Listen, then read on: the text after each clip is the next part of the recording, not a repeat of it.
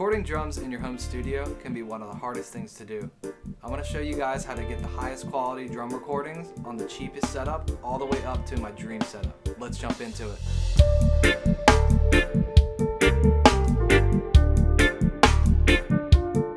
What's up guys, Kurt here from Third Island Productions. Today we're going to be recording drums in my home studio and we're going to be recording them the cheapest way possible today. We're going to be using the Kitpak by Technica. This is a 4-piece drum mic kit featuring 4 dynamic microphones. I'm pretty sure these are the same exact microphones, but we have 2 of each. This one right here is labeled as kick and tom. This one right here is labeled as snare and tom. This should get you through with a 4-piece drum kit. This retails for about $130. For $130, you can really take care of recording a 4-piece drum kit. It's kind of crazy. The only downside is that it does not come with a pair of overheads. To supplement that, we're gonna add a pair of one of my favorite budget microphones, the Sterling ST55 condenser microphone. It's one of my favorite budget microphones, and it's also one of the first quality microphones I ever got. You can only get these mics used, but you can get them pretty consistently for about $50 to $100 each. And we have a pair of them, so let's just add an extra $200.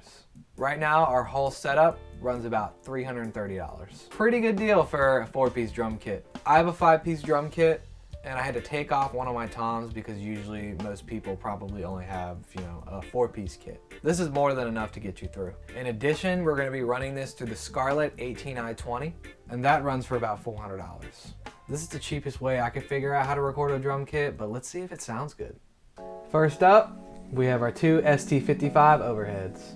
When placing your overhead microphones, you want to mess around with how high and how far they are.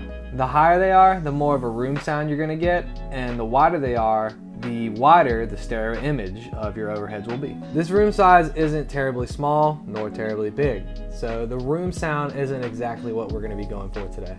I got them a little bit closer to the drum set, more than I would if I were in a nicer, bigger room. The last thing to do is to make sure our overheads are in phase.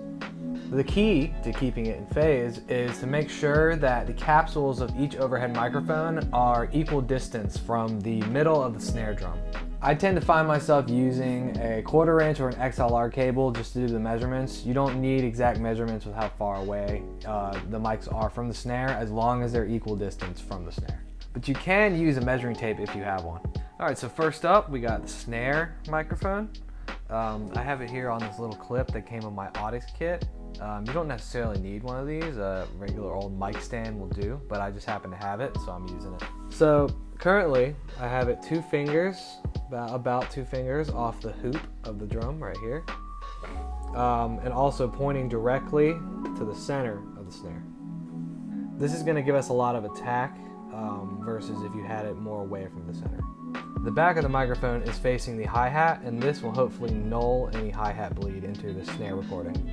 Same thing with the rack tom. We have it about 3 fingers away from the hoop, the microphone, and also pointing directly at the center for more attack, and also the back is facing the cymbal, so it nulls out cymbal bleed. Alright, same thing once again. We have the microphone about 3 fingers away from the hoop, but this time it's not pointing directly at the center.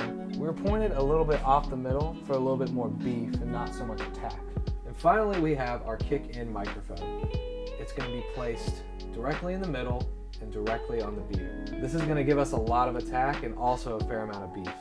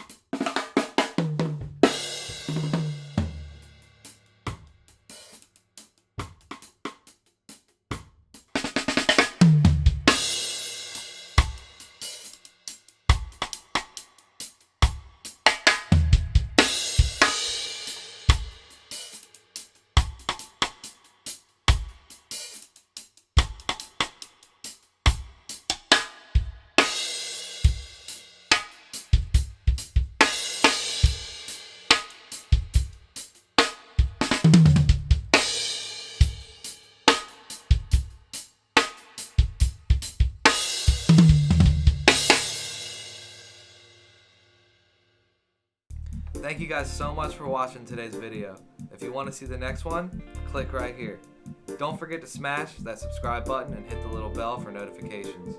Down below in our description, you'll see a link to our website and our socials. Thank you guys. Have an awesome one.